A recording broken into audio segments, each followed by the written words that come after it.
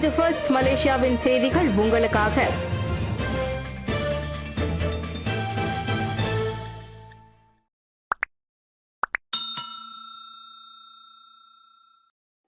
மூன்று ஆர் விஷயங்களில் கோமாளித்தனம் வேண்டாம், தலைவர்களுக்கு பஹாங் சுல்தான் அறிவுறுத்து. மக்களிடையே பதற்றம் அதிகரிக்கும் அளவுக்கு 3R எனப்படும் இனம் மதம் ஆட்சியாளர்களை உட்படுத்திய விவகாரங்களில் தலைவர்கள் கோமாளித்தனமாக நடந்து கொள்வதை நிறுத்திக் கொள்ள வேண்டும். பஹாங் சுல்தான் அல் சுல்தான் அப்துல்லா அவ்வாறு அறிவுறுத்தியுள்ளார். தலைவர்கள், குறிப்பாக அரசியல்வாதிகள், மக்களை ஒன்றிணைக்கும் உறவு பாலமாக விளங்க வேண்டும். அதை விடுத்து காலம் காலமாக நாம் கட்டி காத்து வந்த ஒற்றுமையை சீர்குலைக்கும் வகையில் உணர்ச்சி பூர்வமான விஷயங்களை தூண்டிவிடக் கூடாது என்றார் அவர். பேச்சிலும் நடவடிக்கையிலும் அறிவையும் மனதையும் பயன்படுத்துங்கள், வெறுப்புணர்வை தூண்டாதீர்கள். மலேசியர்களிடையே நிலவும் நல்லிணக்கமானது பரஸ்பர மரியாதை மற்றும் விட்டுக்கொடுத்து போக்கால் கிடைத்ததாகும் என்பதை முஸ்லிம்களும் முஸ்லிம் அல்லாதோரும் நினைவில் கொள்ள வேண்டும் என அல் சுல்தான் அப்துல்லா தெரிவித்தார். எனவே எதற்கெடுத்தாலும் முன்பின் யோசிக்காமல் அலட்டிக் கொள்வதை விடுத்து ஒருவரை ஒருவர் மதித்து நடக்குமாறு அவர் வலியுறுத்தினார். நாட்டில் இன மதங்களை உட்படுத்தி அண்மைய வாரங்களாக எழுந்துள்ள சர்ச்சனைகளை ஒருவரை ஒருவர் மதித்து மத்தியில் பஹாங் சுல்தானின் அறிவுரை முக்கியத்துவம் பெறுகிறது. சர்ச்சைக்குள்ளான ஏரா வானொலி அறிவிப்பாளர்கள் மடானி அரசாங்கத்தின் ஒற்றுமை முகவர்களாக பங்காற்ற பிரதமர் அறிவுரை. மடானி அரசாங்கத்தின் ஒற்றுமை முகவர்களாக பங்காற்றுமாறு ஏரா FM வானொலியின் 3 அறிவிப்பாளர்களுக்கு பிரதமர் அறிவுறுத்தியுள்ளார். அதே சமயம் சர்ச்சைக்குரிய வேல்வேல் வீடியோ தொடர்பில் ஏற்பட்ட பிரச்சினைகளை தீர்க்க உதவுமாறும் அவர்களை டத்தஸ்ரீ அன்வார் இப்ராஹிம் கேட்டுக்கொண்டார். நாட்டின் கௌரவத்தையும் பெயரையும் உயர்ந்த நிலைக்கு உயர்த்துவதில் ஊடகங்களுக்கு முக்கிய பங்கு உண்டு என்றார் அவர். கோலாலம்பூர் அங்காசாபுரியில் நேற்றிரவு நடைபெற்ற ஊடகங்களுடனான மடானி நோன்பு திறப்பு நிகழ்ச்சியில் சிறப்பு விருந்தினராக கலந்து கொண்ட போது பிரதமர் அவ்வாறு கூறினார்.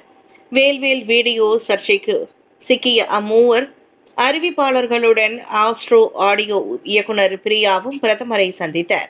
இந்த நோன்பு திறப்பு நிகழ்வில் மூத்த மற்றும் நலிவடைந்த ஊடகவியலாளர்களும் பிரதமர் அன்பளிப்புகளை வழங்கினர்.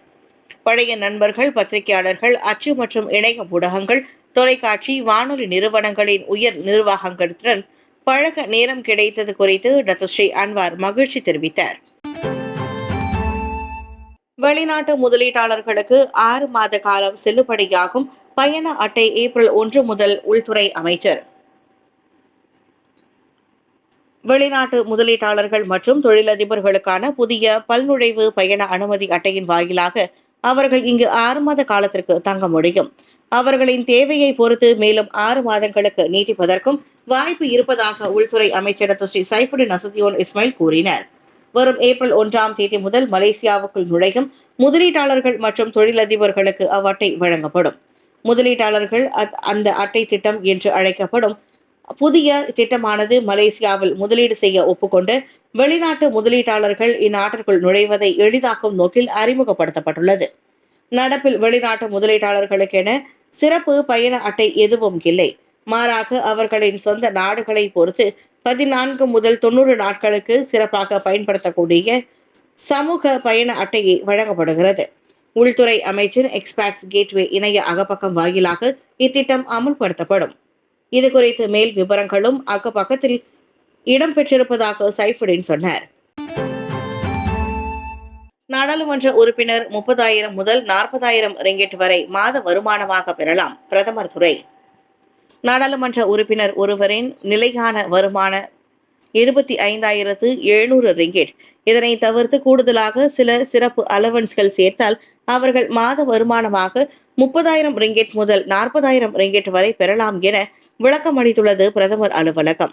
சில எதிர்க்கட்சி நாடாளுமன்ற உறுப்பினர்கள் கடனாளி ஆகும் அளவிற்கு தங்களின் மாத வருமானம் குறைவு என குற்றம் சாட்டியதை தொடர்ந்து அதற்கு பதிலளிக்கும் வகையில் பிரதமர் அலுவலகம் வெளியிட்ட அறிக்கையில் இந்த விவரங்கள் தெரிவிக்கப்பட்டிருந்தன. நாடாளுமன்ற கூட்ட அமர்வு, நாடாளுமன்ற அமர்வுகள் தவிர்த்து பங்கேற்கும் போது தணிக்கை குழு அல்லது தேர்வு குழு கூட்டம், அதிகாரப்பூர்வ விளக்க கூட்டங்கள், சொந்த வாகனத்தை பயன்படுத்தி மேற்கொள்ளப்படும் அலுவல் பயணங்கள், அதற்கான தங்குமிட வசதி செலவுகள் என இப்படி சில அம்சங்களை சேர்த்தால் நாடாளுமன்ற கூடுதல் அலவன்ஸ்களையும் பெறுகிறார்கள் என அந்த அறிக்கையில் கூறப்பட்டுள்ளது. இப்படி நிலையான மாத வருமானம் மற்றும் சிறப்பு அலவன்ஸ் தொகை என இரண்டையும் சேர்த்தால் நாடாளுமன்ற உறுப்பினர்கள் மாதம் 30,000 ரிங்கெட் முதல் 40,000 ரிங்கெட் வரை பெறுகிறார்கள். இந்நிலையில் ஒவ்வொரு நாடாளுமன்ற உறுப்பினரும் தங்களின் நிதி நிலையை தாங்களே நிர்வகித்துக் கொள்ள வேண்டும் என பிரதமர் நினைவுறுத்தியிருந்தும் அந்த அறிக்கையில் கூறப்பட்டுள்ளது. ஜொஹூரில் சிறப்பாக நடைபெற்ற நற்பண்புகளை ஊக்குவித்த மலேசிய இந்து சங்கத்தின் நன்னெறி விழா. ஒழுக்க விழுமியங்களையும் நற்பண்புகளையும் ஊக்குவிக்கும் விதமாக ஜொஹூர் மாநில மலேசிய இந்து சங்கத்தின் ஏற்பாட்டில் நன்னெறி விழா அண்மையில் மிகச் சிறப்பாக நடைபெற்றது. பத்து பகாட் உயர் தொழில்நுட்ப பயிற்சி மையத்தில் நடைபெற்ற இந்த விழாவை சுல்தானா ரெகாயா அறவாரியத்தின் தலைவர் சார்ஜன் டத்தோ சுகுமாரன் ராமன் துவக்கி வைத்து உரையாற்றினர். தமது உரையில் ஜொஹூர் மாநில மலேசிய இந்து சங்கம் கடந்த 27 ஆண்டுகளாக இவ்விழாவை செம்மையாக நடத்தி வருவதற்கும் சமயத்தோடு நன்னெறி பண்புகளையும் மாணவர்களுக்கு இப்போட்டியின் வாயிலாக ஊட்டி வருவதற்கும் மனமாற பாராட்டியதோடு 10,000 ரிங்கெட் அபராதத்து 10,000 ரிங்கெட் நன்கொடையும் வழங்கினர். மேலும் ஏற்பாட்டு குழு தலைவர் திலகவதி, கல்லூரி ஒருங்கிணைப்பாளர் காந்தன் ஆகியோருக்கு சிறப்பு செய்யப்பட்டதோடு மாநில சமய பிரிவு தலைவர் தொண்டர்மணி மோகனதாசு சிறந்த கவிஞர் விருது வழங்கப்பட்டது. பரிசளிப்பு விழாவில் கலந்து கொண்ட மாநில தமிழ்ப்பள்ளி கண்காணிப்பாளர் ரவிச்சந்திரன் மற்றும் தேசிய துணை செயலாளர் மகேந்திரன் ஆகியோர் வெற்றி பெற்ற மாணவர்களுக்கு பரிசுகளை எடுத்து வழங்கினர். சபா அரசியல் தலைவர்களை உட்படுத்திய ஊழல் புகார், அசல் வீடியோ ஆதாரம் MACCயிடம் ஒப்படைப்பு. சபா அரசியல்வாதிகளை உட்படுத்திய ஊழல் புகார் தொடர்பான ஆடியோ வீடியோ ஆதாரம் மலேசிய ஊழல் தடுப்பு ஆணையமான MACCயிடம் ஒப்படைக்கப்பட்டுள்ளது. லாயர்ஸ் ஃபார் லிபர்ட்டி அமைப்பின் நிர்வாக இயக்குனர் ஜயீத் மாலிக் புத்ரஜயா MACC தலைமையகத்தில் நேற்று பிற்பகலில் அதனை ஒப்படைத்ததாக அந்த அமைப்பின் இணை நிறுவனமான லத்தீப் கோயா சொன்னார். சமர்ப்பிக்கப்பட்ட வீடியோ ஆதாரம் எடிட் செய்யப்படாத அசல் வீடியோவாகும். இதற்கு முன் அவ்விவகாரம் வெடித்த போது வைரலான வீடியோ எடிட் செய்யப்பட்டதென காரணம் கூறப்பட்டதால் இம்முறை அசல் வீடியோவை சமர்ப்பித்துள்ளோம். எனவே இனியும் சாக்குப்போக்கு கூறாமல் விசாரணையை தொடங்க வேண்டும் என லத்தீப் கேட்டுக்கொண்டார். அதே சமயம் தகவல் கொடுக்க நபர் கொடுக்கப்பட வேண்டும். அவர் மீது சட்ட நடவடிக்கை எடுக்கக்கூடாது. மாறாக அவரின் வாக்கு மூலம் பெற்று விசாரணையை துரிதப்படுத்த வேண்டும். தவறு செய்த பெரிய மீன்களை விட்டுவிட்டு தகவல் கொடுத்த சிறிய மீன் மீது நடவடிக்கை எடுக்கப்படுவதை மக்களை விரும்ப மாட்டார்கள் என லத்தீப் சுட்டிக்காட்டினார். மாசிமகம் திருவிழாவை முன்னிட்டு தேர் ஊர்வலம் தலைநகரில் முக்கிய சாலைகள் இன்று மூடப்படும். இந்துக்களால் இன்று அனுசரிக்கப்படும் மாசிமகம் திருவிழாவை முன்னிட்டு போலீசார் தலைநகர் கோலாலம்பூரில் உள்ள சில முக்கிய சாலைகளை கட்டுப்படுத்தப்பட்டு அவற்றை படிப்படியாக மூடவும் திறக்கவும் உள்ளனர்.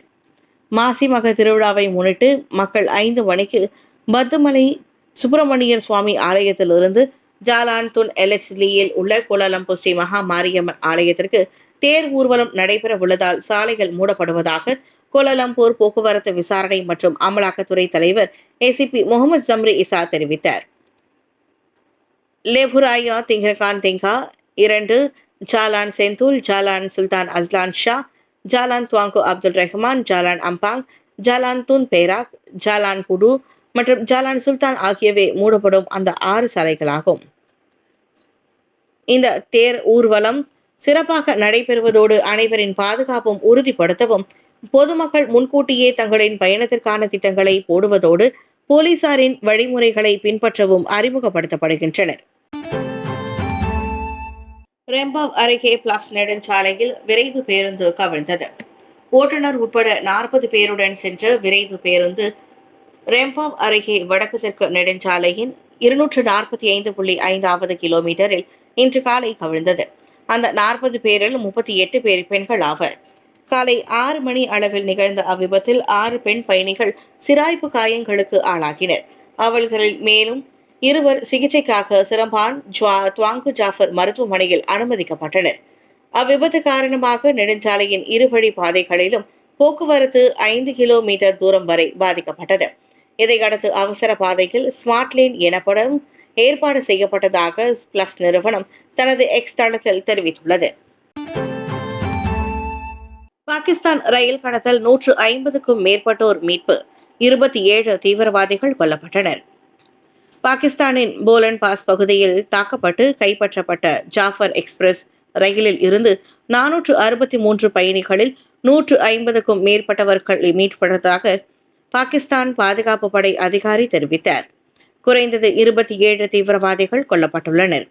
பலூச்சிஸ்தான் மாகாணத்தில் போர் வலுவடைந்து வரும் நிலையில் பிரிவினைவாத தீவிரவாதிகள் ரயில் பாதையில் குண்டு வெடிக்க செய்து 450க்கும் மேற்பட்ட பயணிகள் இருந்த ரயிலை கைப்பற்றினர்.